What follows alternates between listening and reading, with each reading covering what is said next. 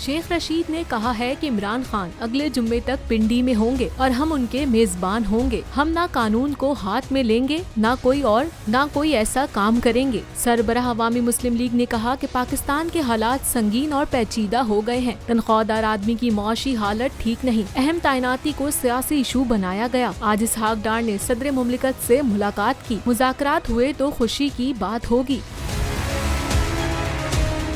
लाल हवेली की तारीख है, हमने हर जुल्म के खिलाफ आवाज उठाई। हम इमरान खान के साथ चट्टान की तरह खड़े हैं। शेख रशीद ने मजीद कहा कि मुल्क की सियासत के लिए ये 10 दिन बहुत अहम है। इलेक्शन से मुतालिक इमरान खान का मुतालबा जायज है। हुकूमत खरीदो फरोख्त के जरिए वजूद में आई। बोल ने हमेशा हक और सदाकत का साथ दिया, सच के साथ खड़ा रहा। हम हैं मिसाल अब्र, मगर इस हवा से हम डर कर सिमट ही जाएंगे।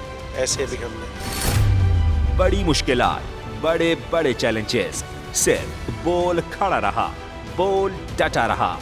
है उसकी आदत डरा रहा है, मेरी फितरत डरा नहीं हूँ मैं, और ये ईमान की ताकत की वजह से।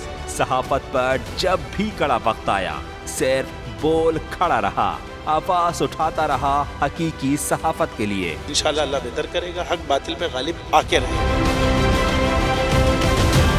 बोल को है जरूरत अवाम के दुआओं की।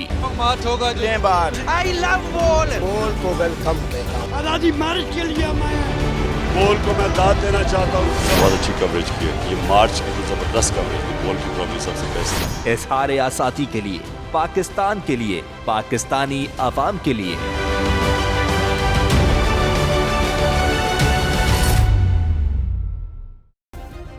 सब्सक्राइब करें और बेल दबाएं ताकि कोई खबर रह न जाए।